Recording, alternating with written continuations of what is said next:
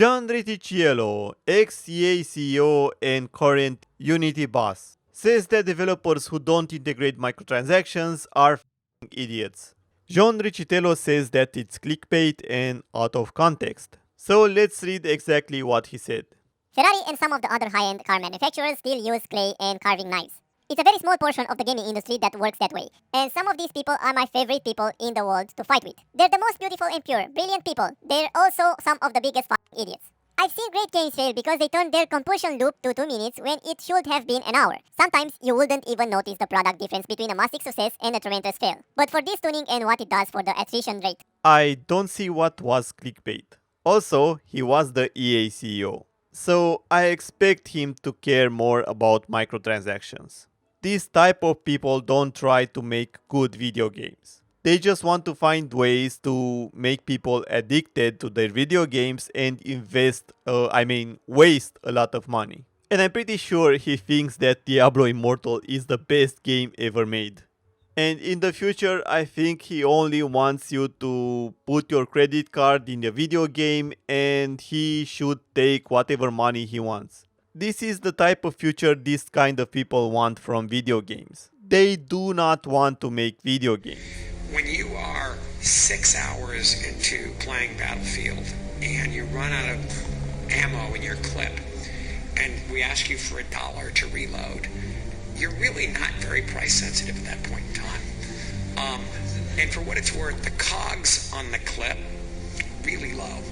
And so essentially what ends up happening, and the reason the play first, pay later model works so nicely, is the consumer gets engaged in a property. They might spend 10, 20, 30, 50 hours on the game.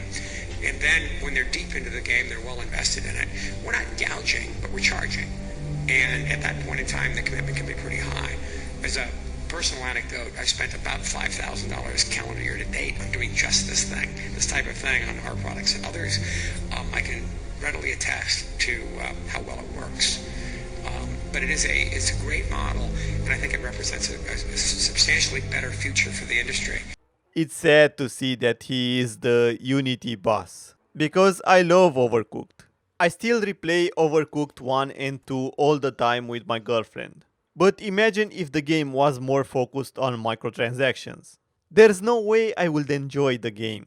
I usually don't buy games with microtransactions. Maybe if it's a free game, or maybe if the microtransactions are very useless. But I usually prefer my games to have the skins that I want to be unlockable during the gameplay, or at least all of them to be implemented in a season pass or DLC, like they did with Overcooked. But of course, somebody like John, the ex-CEO of EA, will not prefer that, because he doesn't care how much you enjoy the game. He doesn't care if you feel good that you paid $30 or whatever for a video game and you really enjoy it and you don't regret paying that money. He will prefer if you regret every penny spent, as long as you give him more money than he deserves. Because that's why he exists, to make you pay more money than you have to.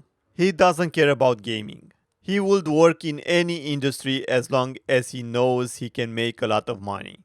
But he chooses gaming instead of other industries because it's easy to make money with gaming. So of course he thinks others are fucking idiots, because not all developers try to implement a lot of microtransactions to steal the money of their fans.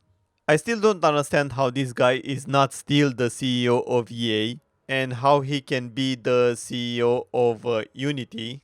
But what annoys me is the fact that he doesn't understand that some developers want to make good games.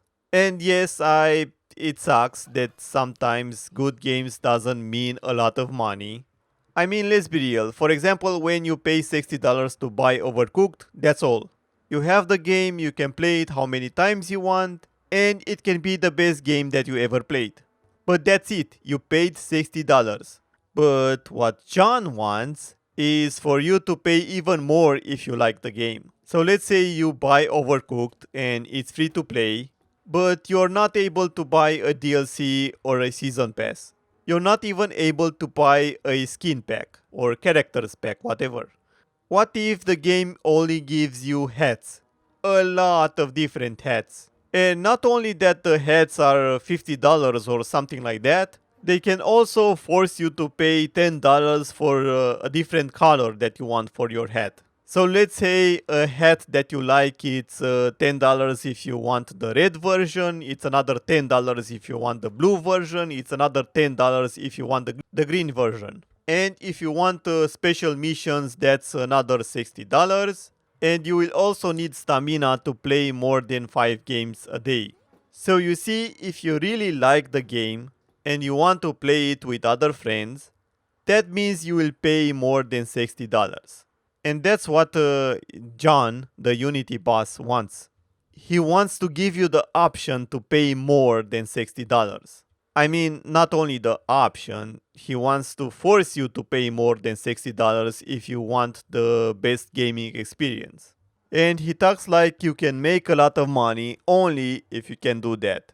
And in reality, yes, maybe you can make a lot of money, but also it can mean that you made a game that nobody wants. For example, if Overcooked Part 3 was like that, I will not play it. And look at Diablo Immortal. Sure, it makes a lot of money, but almost everybody hates it. And I think a good game developer should be proud of the games that they make. So it's not only the fans that should love the game, it's also the developer.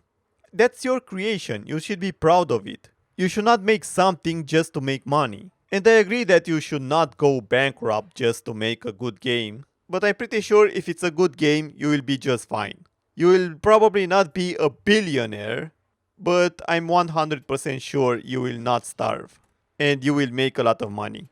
So what John says, it's anti-consumer, anti-creativity. He will probably just want to sell you NFTs. He doesn't care about gaming. And he never will, because he only cares about money. But this is why I love gaming, because most of the people that are in gaming do it for the love of games. And that's how it should be. You should always try to do stuff that you are proud of, no matter if sometimes you fail. And you know what's funny about this Unity boss named John? He apparently is killing Unity. Unity is having massive layouts, and their shares are dropping. So he's not doing a great job as a CEO. And just because you can find games that can fool you into buying microtransactions and wasting a lot of money, it doesn't mean that John Riccitello knows what he's talking about. I mean, sure, if you want to make a free-to-play mobile game and you only care about money, you don't care about making something creative, original, loved by everyone, then probably the advice from John Riccitello is perfect for you. But if you want to make a great game, loved by everyone, very creative and original, or just a game that everybody likes, I think you just have to make that game and give it all you got. Because in the end, I think you will make enough money. Don't get me wrong, it will be hard, but it's worth it. It's like working very, very hard to find a good relationship, a healthy relationship. It's not easy, but in the end, it will bring you a lot of happiness and fulfillment. But taking the microtransaction road, trying to fool and manipulate your consumers, it's exactly like going to a prostitute. You will get what you want, but nobody will respect you for that. And in the end, it will not bring you a lot of happiness. So make good games, not microtransactions.